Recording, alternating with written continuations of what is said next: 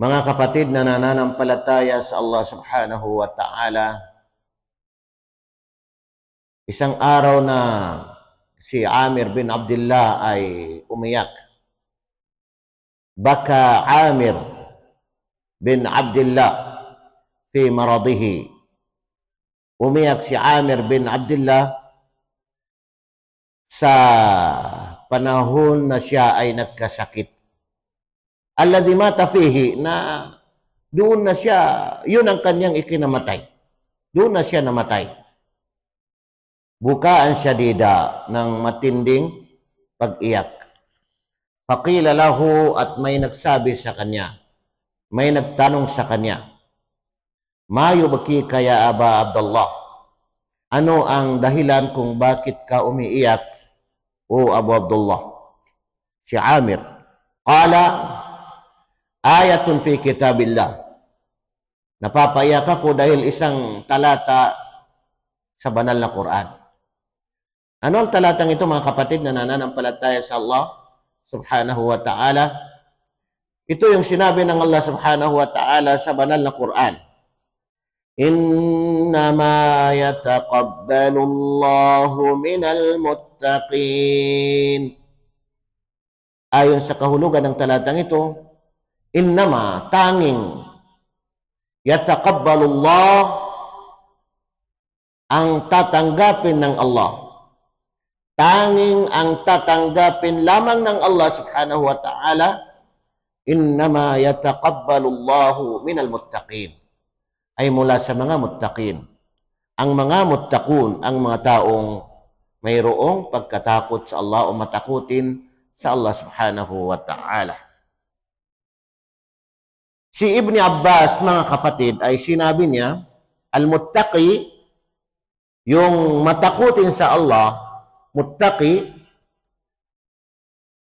alladhi yattaqi syirka wal kabaira wal fawahish. Na siya yung taong natatakot sa gawaing shirk. Ibig sabihin na talagang nilalayuan niya ang mga gawaing shirk. O ano mang mga dahilan na patungo sa shirk, nilalayuan niya. Natatakot siya na gawin ito.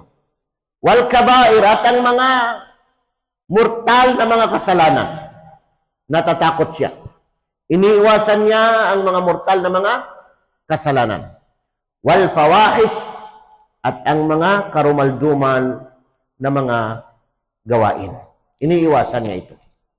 At kung titingnan naman natin si Ibnu Umar, ay sinabi niya, at-taqwa alla tara nafsaka khairan min ahad. Yung taqwa, yung pagkatakot sa Allah, ay hindi mo makikita ang iyong sarili na mas mainam ka kaysa sa iba. Hindi mo makikita ang iyong sarili na mas mainam ka kaysa sa iba. Binigyan ka ng Allah ng kaalaman, pero hindi mo nakikita yun na mas mainam ka sa iba. Binigyan ka ng Allah ng salapi, pero hindi mo nakikita yun na mas mainam ka sa iba. Binigyan ka ng Allah ng katalinuhan, pero hindi mo nakikita yun na mas mainam ka sa iba. Kasi ang nakikita mo ay ikaw ay nasa baba. Ibig sabihin ay lagi kang nagpapakumbaba, mga kapatid na nananampalataya sa Allah subhanahu wa ta'ala.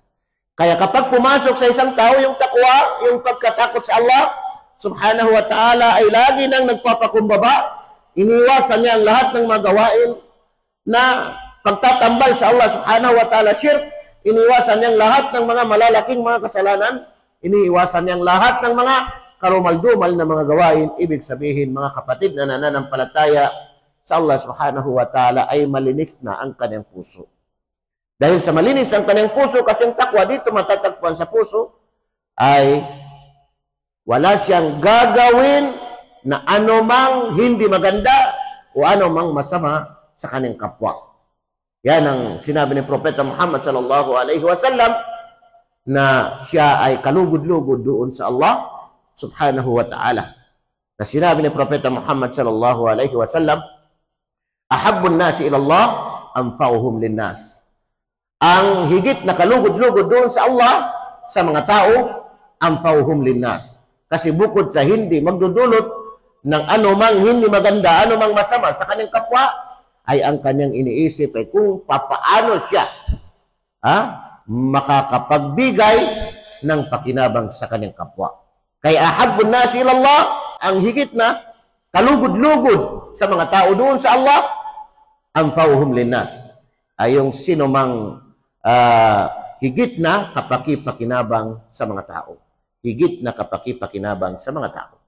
Maraming pamaraan na ikaw ay higit na kapaki-pakinabang sa mga tao. Kung mayroon kang kaalaman, gawin mo ang lahat para may bahagi mo sa mga tao. Kung mayroon kang salapi, gawin mo ang lahat para makabahagi ka sa mga tao. Kung mayroon kang katalinuhan, gawin mo ang lahat para makabahagi ka sa mga tao. Kung mayroon kang lakas, ganun din. Gagamitin mo ang anumang bagay na biyaya na ibinigay sa iyo ng Allah subhanahu wa ta'ala na magiging kapaki-pakinabang ka sa iba. Hindi lamang sa sarili mo, hindi lamang sa pamilya mo ang iniisip mo, kundi iniisip mo ang ibang mga tao. Magiging kapaki-pakinabang ka sa mga tao. Hindi na kailangan na ganito ganon. Magiging kapaki-pakinabang ka sa anumang ibinigay sa iyo ng Allah subhanahu wa ta'ala. Imposible na wala ka nang naisip na ibinigay sa iyo ng Allah na ibig sabihin biyaya.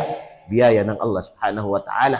Kaalaman, pagbabasa ng Quran, katalinuhan, wisdom, o kaya ay mabuting pakikitungo sa kapwa, o ano man dyan na ibinigay sa iyo ng Allah subhanahu wa ta'ala, ay gawin mo na magiging kapaki-pakinabang ka sa iba.